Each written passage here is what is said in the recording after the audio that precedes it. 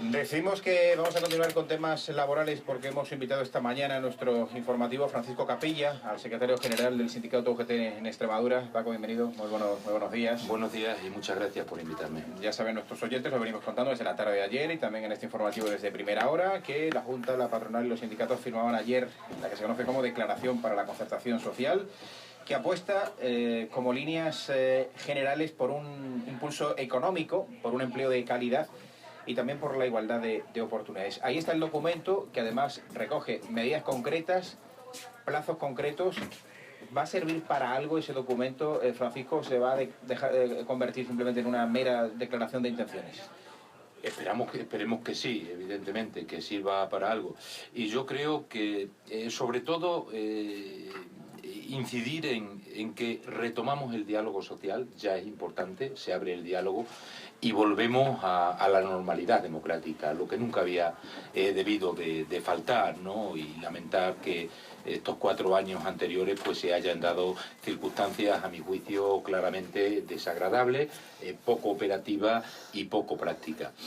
El documento que se firma, como muy bien dice, es un documento para 4 años, un documento que va a servir a lo largo de la legislatura para sentar las bases de por dónde debe de ir la concertación social, de por dónde debe de ir el diálogo social. ¿Por qué tenemos plena confianza en que esto lógicamente se desarrolle? Pues efectivamente hay también un compromiso de fechas para ir cerrando las diferentes propuestas. Yo creo que aparte de que estamos haciendo, digamos, una declaración de por dónde debe de ir la concertación social, es un documento que adquiere un doble valor.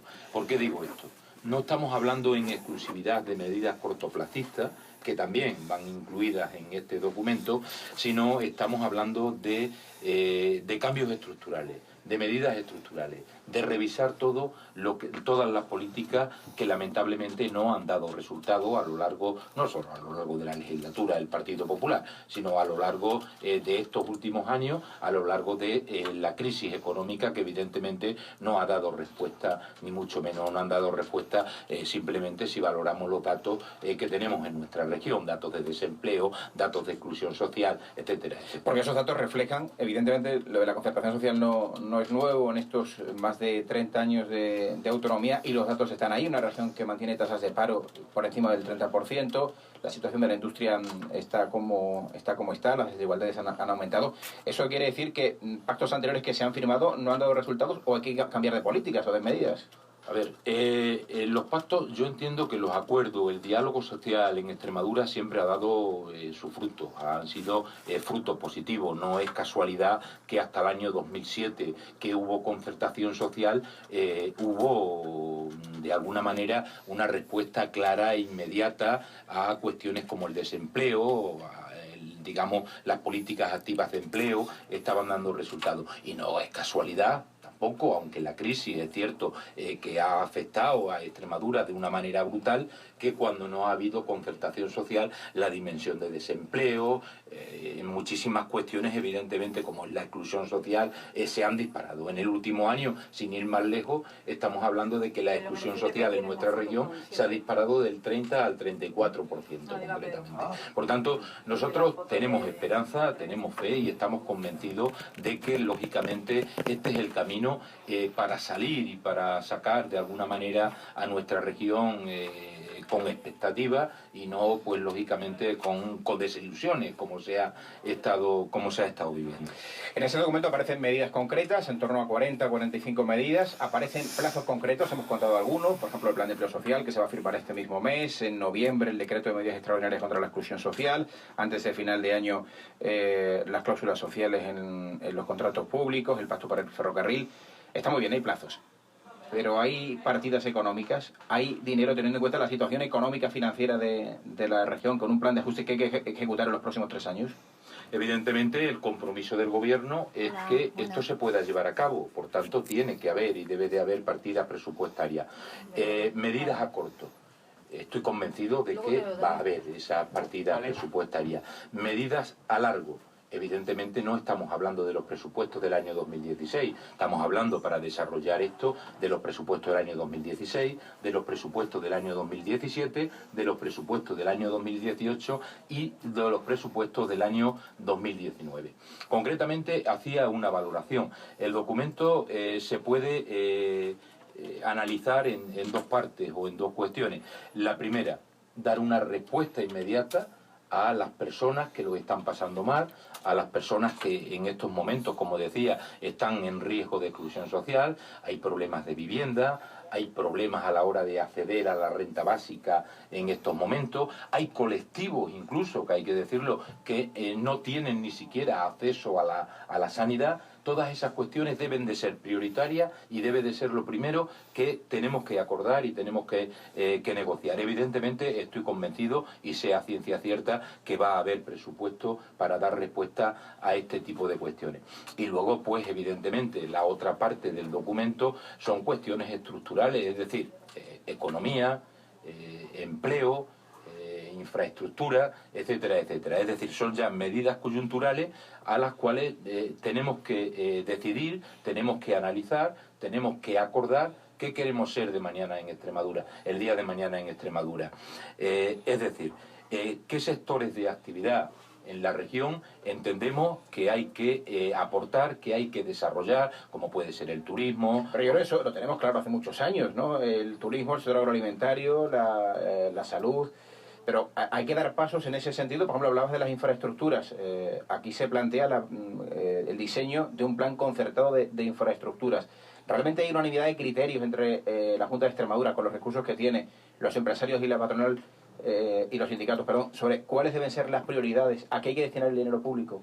Sí, entiendo que sí y que se puede llegar claramente a un acuerdo sin despreciar absolutamente nada, ¿no? Por ejemplo, el tema del ferrocarril, que en estos momentos es un debate que lleva muchísimo tiempo ya encima de la mesa. Es más, yo creo que la sociedad extremeña incluso está harta ya de escuchar, de hablar de la alta velocidad, de hablar del AVE y de estos tipos de cuestiones. Yo creo que no se puede despreciar en absoluto un tren de alta velocidad para Extremadura, porque evidentemente no pretendemos ser más que nadie, pero tampoco podemos ser menos que nadie. Pero yo creo que lo que toca en estos momentos es concretar cuestiones también, aparte de a largo plazo, a medio plazo. Es decir, tenemos que preocuparnos, tenemos que ocuparnos de que Badajoz-Madrid, sin ir más lejos, en materia de transporte de viajeros, se puede hacer en 3 horas y media, es decir, tiempos competitivos. Y para eso no es necesario hablar de una inversión de alta velocidad. Yo creo que estamos hablando de que podría haber una coyuntura, un periodo de tiempo, de lo que se trataría es de electrificar red.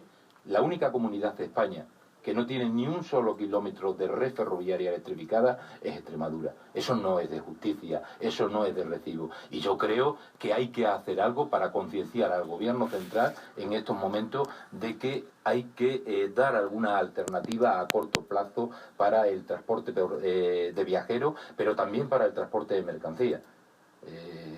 Una comunidad, una región, lógicamente el motor de desarrollo económico y social son las infraestructuras. Sin infraestructura, Extremadura no es atractiva para la inversión.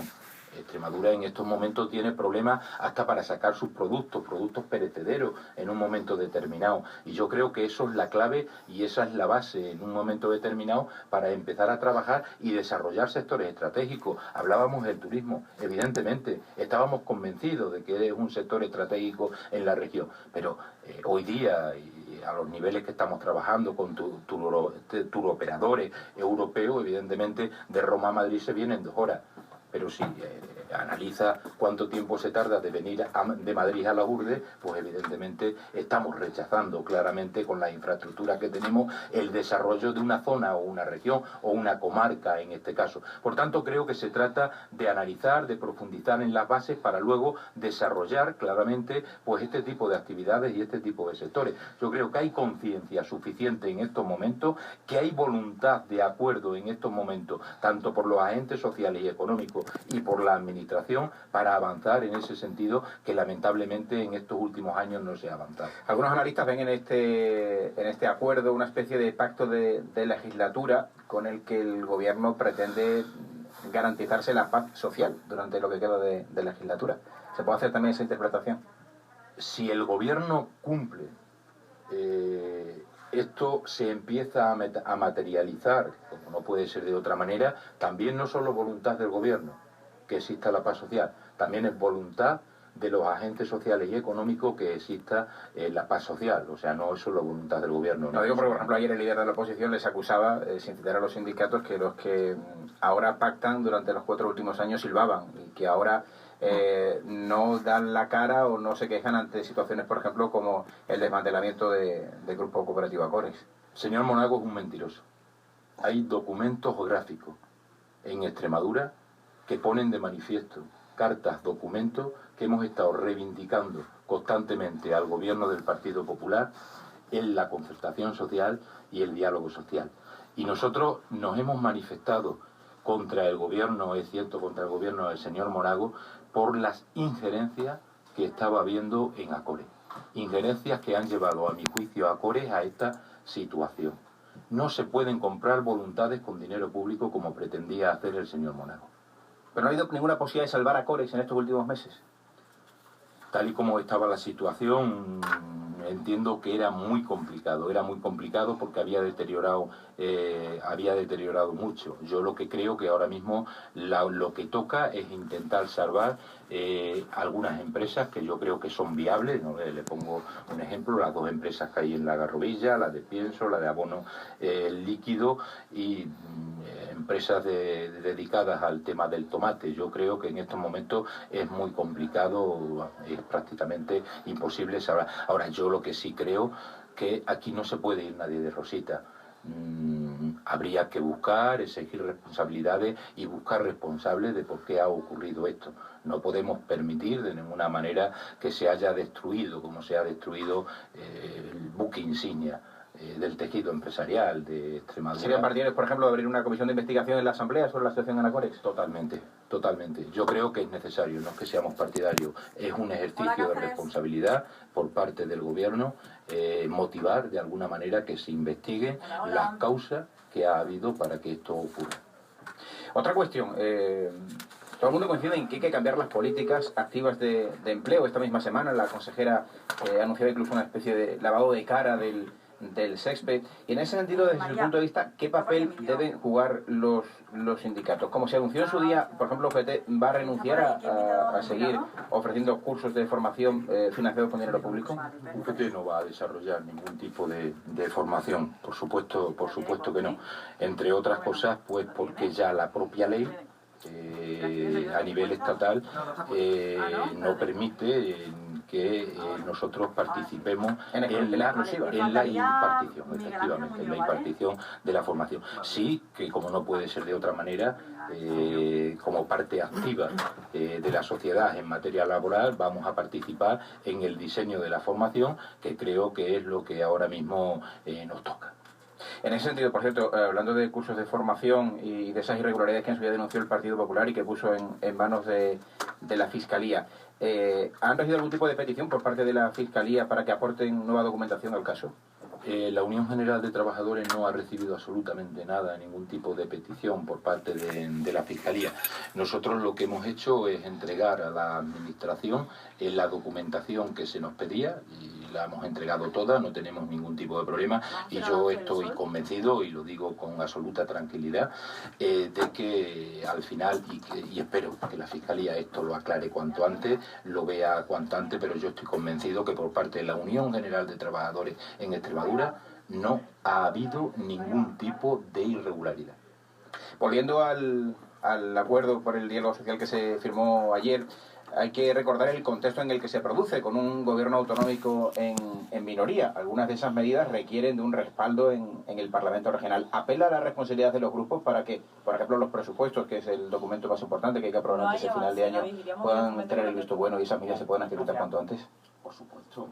Y sobre todo, estamos hablando de que es un gobierno en minoría. que tiene ahora mismo en cabeza Guillermo Fernández Vara. Yo creo que en ese sentido los grupos parlamentarios lógicamente deben de responsabilizarse, de ser responsables del consenso social que exista en estos momentos. Mire, es cierto que los grupos parlamentarios en la Asamblea tienen su legitimidad, pero no es menos cierto que las organizaciones sindicales, los agentes sociales y económicos también las tenemos, tanta como los grupos parlamentarios. Nosotros nos medimos a través de las elecciones sindicales en las empresas, la representación que tenemos. La Unión General de Trabajadores es la primera fuerza sindical en Extremadura y es precisamente porque tienen el respaldo, o tenemos el respaldo en Extremadura de en torno al 90% entre las dos organizaciones sindicales. Es decir, más representación que tiene el arco parlamentario en la región. Por tanto, yo creo que es constitucional y debe de respetarse, pues lógicamente, el diálogo social, el consenso social, y que se tenga en cuenta, como no puede ser de otra manera, a la hora de legislar. Yo creo que hay varias formas de gobernar. Una forma que es con acuerdo, con pacto, con concertación, y otra forma es como lo hizo el señor Monago, sin contar absolutamente con nadie. Y la última cuestión, la opinión de UGT tras el fallo, la sentencia del Supremo, que avala el ERE en el grupo público Traxa. ¿Confía en que esa sentencia no tenga ningún tipo de repercusión en la plantilla en Extremadura, teniendo en cuenta que prácticamente los trabajadores afectados siguen trabajando para el grupo y que además el grupo tiene bastante trabajo, sobre todo tal y como está la sanidad animal en Extremadura? Pues yo tengo, en primer lugar, lamentarlo. La verdad es que me cayó como un jarro de agua fría, y solidarizarme, ¿no?, como no puede ser de otra manera, pues con todos los trabajadores de Traxa.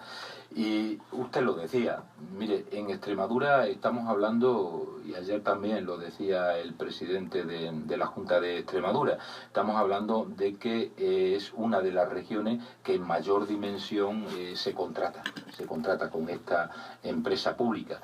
Por tanto, yo entiendo y creo que también desde la Junta de Extremadura debería de haber presiones en estos momentos hacia Traxa, concretamente, para mantener ese empleo, sobre todo por la dimensión económica que se está contratando, lógicamente, con Traxa. Yo espero y deseo que en nuestra región, por esas circunstancias, lógicamente, prácticamente no afecte, y así en esa dirección vamos a trabajar. Pues es lo que todos deseamos. Francisco Capella, secretario general de UGT en Extremadura, gracias por estar con nosotros esta mañana. Gracias a ustedes, ha sido un placer. Enseguida analizamos también ese documento.